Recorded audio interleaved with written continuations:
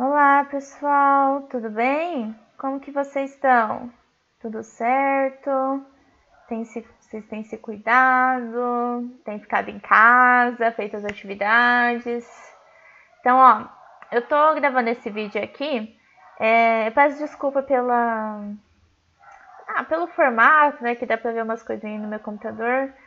Mas é que eu tô testando essa plataforma.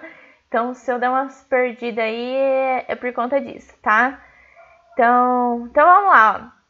Tô fazendo esse vídeo aqui para explicar um pouquinho sobre esse conteúdo, que é um conteúdo novo, para explicar também sobre as questões, as atividades que vem nele, tá, pessoal? Só para dar essa ajudadinha em vocês nesse período das aulas remotas. Então, o tema dessa atividade que o pai, a mãe, o responsável foi buscar lá na escola é uma introdução à pré-história. Então, é isso que a gente vai estar vendo um pouquinho agora, ok? Então, eu gostaria que vocês pegassem a folhinha e estivessem acompanhando conforme eu for explicando, porque eu vou estar acompanhando na minha aqui.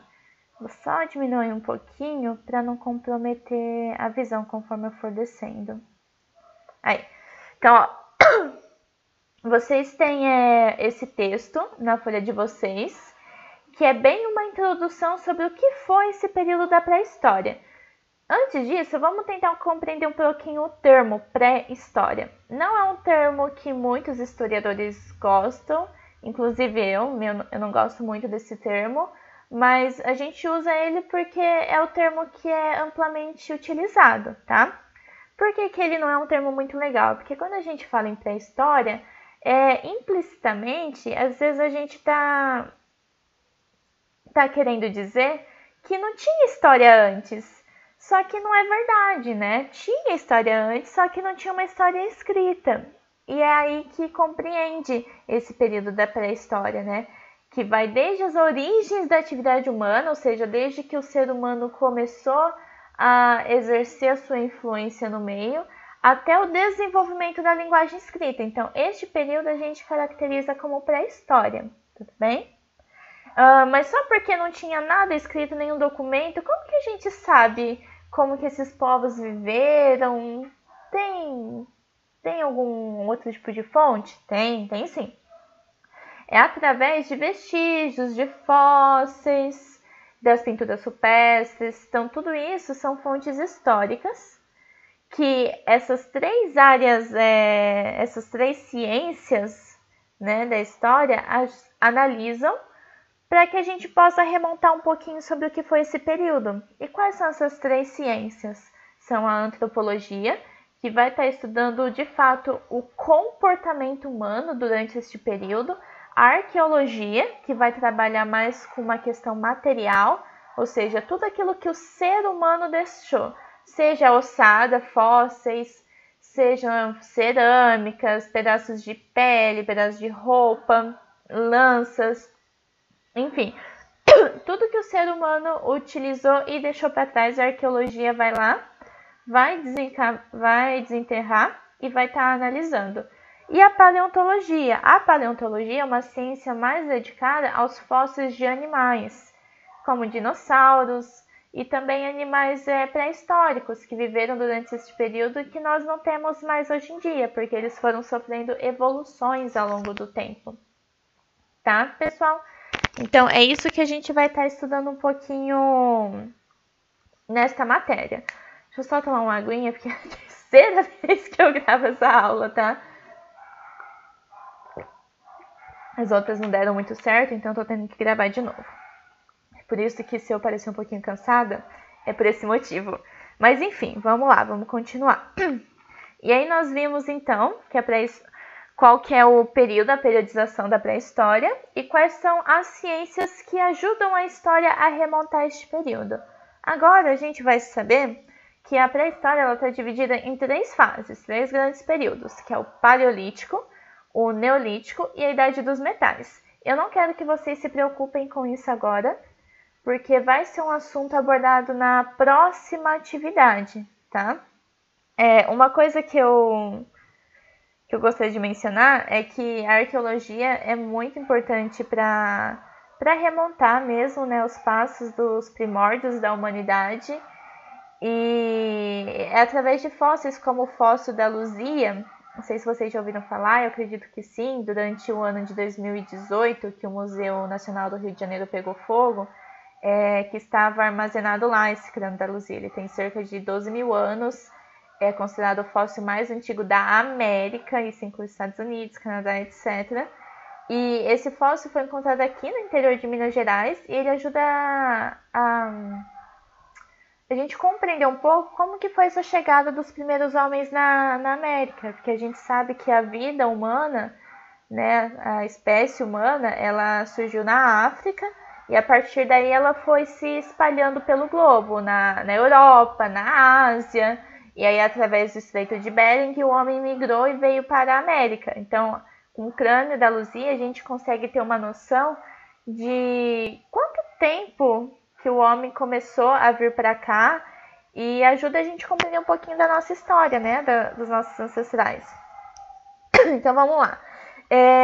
Uma coisa para a gente compreender também durante este período é termos em mente as diferenças entre o homem e o animal. Nossa, é claro que o homem é diferente do animal, né? Ok, sim, mas em que sentido? No sentido de que o ser humano ele é capaz de se adequar ao meio ambiente. O que significa? Significa que para nós sobrevivermos, para nós termos perseverado enquanto espécie, isso só foi possível porque nós conseguimos intervir na natureza. E a partir daí a gente começa a fazer história. Então é por conta desta intervenção, dessa capacidade de intervenção na natureza, da gente moldar o ambiente que a gente está ao nosso favor, que nós somos capazes de evoluir e sobreviver. Além disso, é a capacidade de raciocinar. Com esta capacidade, com esta habilidade, nós podemos dominar o fogo, que foi uma das técnicas, uma das habilidades principais que ajudaram a gente a sobreviver enquanto espécie, tá? Com o fogo nós podemos construir armas, iluminar cavernas, espantar bichos. Então foi cozinhar alimentos, né? Porque antes o ser humano comia um alimento cru, então com o advento do fogo, com o domínio do fogo, o ser humano foi capaz de fazer tudo isso. Além de controlar as cheias dos rios, né, desenvolver linguagem, fazer arte, como as pinturas rupestres.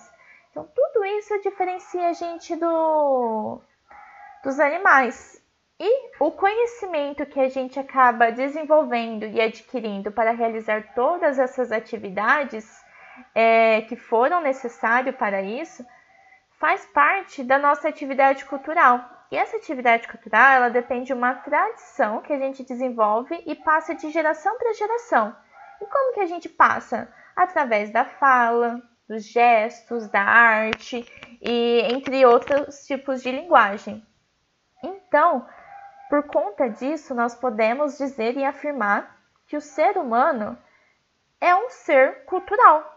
Por que ele é um ser cultural? Porque nós temos a capacidade de criar conhecimento e não só criar, como passar para outras pessoas, tá? Os comportamentos que nós adotamos hoje, como comer de garfo e faca, tomar banho, ler, escrever, mesmo a nossa linguagem, né? O que a gente fala, o idioma que a gente fala, nós aprendemos com os nossos pais, que aprenderam com os pais deles, que aprenderam com os pais deles. Então, percebem? São comportamentos que a gente aprende a partir de outras gerações. A gente desenvolve e transmite, tá? Então, isso é muito importante. Com isso, nós conseguimos fazer roupas, moradias, desenvolver arte, desenvolver linguagem, cultivar a terra, desenvolver outras tecnologias para chegar na era cultural e tecnológica que a gente se encontra hoje. Tudo bem, pessoal? Então, ó, esse é o textinho que tem aqui, vocês podem reler ele tá bem curtinho, bem bonitinho. Aqui eu percebi que tem um erro de digitação, tá? Peço desculpa que controlaram as cheias dos rios, as cheias dos rios. Tá? Foi um pequeno erro de digitação. Então, aqui nessa segunda etapa da atividade, tá assimile, que é um espaço que a gente dedica para revisitar alguns conceitos que nós já aprendemos. No caso aqui, eu quis revisitar o conceito que nós vimos de fontes históricas. Se lembram? O que são as fontes históricas? São as evidências, são os vestígios, seja escrito, imagem, objeto, fóssil, qualquer coisa, que são produzidos pelas pessoas na sua passagem pela Terra. Então, tudo que o ser humano produziu desde que ele começou a produzir, o historiador, como detetive, como investigador da história, vai lá, se apropria dessas fontes, analisa e escreve remontando a história a partir de uma interpretação dessas fontes. Tá? Só para a gente se lembrar um pouquinho, que como eu havia mencionado, né, o período da pré-história a gente não tem documentos escritos, porém nós temos outros tipos de fontes que nos ajudam a compreender melhor o que foi essa época. No vocabulário, vocês podem já ter ouvido falar, conhecer essa palavra, mas eu achei legal destacar, para quem não conhece, né, tá compreendendo melhor o texto, que é a palavra intervir. O que significa intervir? É interferir em determinada situação em algo, mudar, transformar, que entra naquela questão da intervenção à natureza, né? Que é o homem ser capaz de mudar, de transformar a natureza, o meio em que está, de modo que seja melhor e conveniente para os seus interesses. Nesta outra seção do Pesquise Mais, eu coloquei 2 links. O primeiro é um tour virtual para o Museu Nacional de História Natural de Washington, D.C., lá nos Estados Unidos. E o segundo é um link para o Museu Nacional do Rio de Janeiro, daqui do Brasil mesmo. São 2 links extremamente legais, muito interessantes. Eu recomendo que vocês entrem neles, deem uma visitadinha. Bem legal mesmo, tá, pessoal? Vou tomar outra água porque hoje estou falando bastante. Nesta última etapa da atividade, eu coloquei uma imagem só para ilustrar um pouquinho de como que era a vida dos homens nas cavernas. Né? A gente fala isso porque o principal abrigo, né, a principal moradia deles eram as cavernas, que eles se protegiam das chuvas, se protegiam de animais. Né? A gente pode reparar que tem um homem ali desenhando algo nas paredes, fazendo uma alusão, né, uma referência às pinturas rupestres. Temos ali uma fogueirinha, um fogo, para representar o domínio do fogo. Enfim, só para ilustrar mesmo, tá? Agora nós vamos para as atividades. Okay. Então vamos lá, nas atividades. A primeira. A pré-história é um período marcado pelo início das atividades humanas na exploração e transformação do espaço, domínio do fogo, construção da linguagem oral, que é a fala, e da cultura. Ela é dividida em 3 fases: Paleolítico, o Neolítico e Idade dos Metais. Responda. Cite as conquistas do homem na pré-história. Então, quais foram as conquistas do homem na pré-história? O que o homem desenvolveu? O que o homem criou que foi tão importante na pré-história? É isso que vocês vão ter que responder, tá? B. Cite as ciências envolvidas no estudo da história. Lembra lá no comecinho que eu falei um pouco sobre 3 ciências que ajudam muitos historiadores a analisarem melhor algumas fontes históricas para poder remontar certos períodos passados? São 3 ciências, hein? Vocês vão voltar lá no comecinho do texto. A2. Desculpa, pessoal. Quais foram as habilidades humanas desenvolvidas para interferir no meio ambiente? Lembre-se, interferir? Então, o que o ser humano desenvolveu? O que ele criou de modo a poder mudar e transformar a natureza? Quais foram essas habilidades? O que o homem teve que criar e fazer para que ele pudesse interferir no meio que vive? É isso que eu estou perguntando. E a 3, a última. O texto que você leu fala sobre sermos seres culturais. A cultura é um conjunto de hábitos e costumes que um povo adquire ao longo dos anos, como tomar banho e casar de branco, por exemplo. Dê exemplos de comportamentos e costumes que nos caracterizam como brasileiros que compartilham a mesma cultura. Então, aqui, o que vocês vão ter que fazer? vocês vão ter que elencar, vão ter que dar exemplos de comportamentos que eu, você, sua mãe, seu pai, seu vizinho, amigo, a tia, a avó compartilham, que nós temos esses mesmos hábitos, esses mesmos comportamentos e que nos torna brasileiros, ou seja, pertencentes a uma mesma cultura. Uma cultura diferente da dos chineses, dos indianos, por exemplo. Tá? Então, o que a gente tem em comum que outro país, outra cultura não tem, ok? Pode ser cor, pode ser comida, culinária, pode ser a linguagem, tá? Vestimenta, enfim. Pense em exemplo desses comportamentos e costumes, eventos, festas que nos caracterizam como brasileiro, tá? Então, é isso, pessoal. A atividade é bem simples, bem curta. É só para introduzir vocês mesmo nesse tema. Então, se vocês tiverem mais dúvidas, podem perguntar lá no nosso grupo de WhatsApp. Pode ligar se precisar, que eu vou estar respondendo as dúvidas até às 6 da tarde, de segunda a sexta. Tudo bem, pessoal? Então, fiquem bem. Um beijo e se cuidem.